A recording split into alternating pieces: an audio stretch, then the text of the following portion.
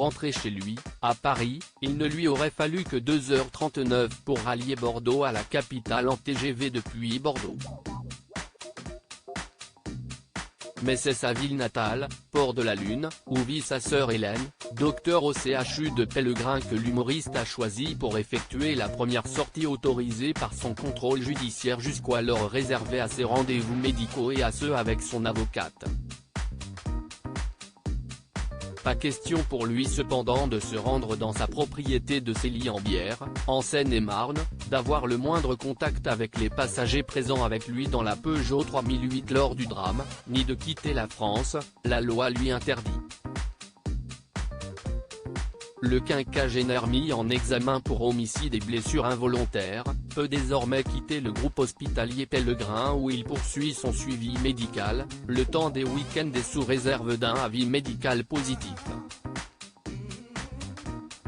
Sa première sortie a lieu 3 mois après le tragique accident de voiture qu'il a causé le 10 février 2023, en étant positif à la cocaïne, blessant gravement un homme de 38 ans, son fils de 6 ans et sa belle-sœur de 27 ans qui a perdu le bébé qu'elle attendait après la collision.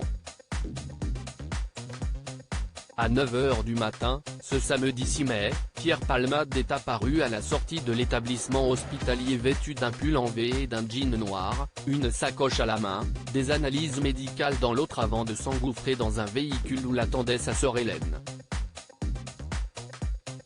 Au cours de la journée, le frère et la sœur ainsi que la fille et les 2 chiens de cette dernière se sont promenés à pied dans les rues de Bordeaux avant de rentrer au domicile d'Hélène.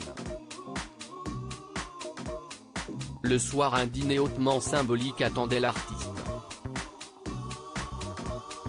En effet, autour de la table, Pierre Palmade n'a pas non seulement retrouvé sa sœur, son beau-frère et sa nièce, mais également Réanne, sa maman.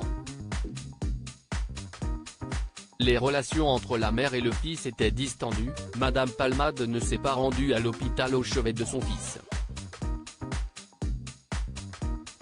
Au lendemain de ce dîner passé à resserrer les liens familiaux, Pierre Palmade, sa sœur Hélène et sa nièce se sont rendus à l'UGC de Talence qui jouait en matinée La vie pour de vrai, le dernier film de Danny Boone avec Charlotte Gainsbourg. Un titre qui fait étrangement écho à la réalité à laquelle doit faire face aujourd'hui l'humoriste. Sur le chemin du retour, ils sont passés prendre Réanne Palmade qui s'était arrêtée acheter quelques gâteaux à la pâtisserie avant de se rendre tous ensemble chez elle pour un déjeuner dominical. Puis, Hélène a accompagné son frère pour qu'il récupère ses affaires. Les horaires étaient stricts. Elle l'a ramené à l'hôpital Pellegrin avant 18h. Le retour à une vie normale est bien plus qu'incertain pour l'humoriste.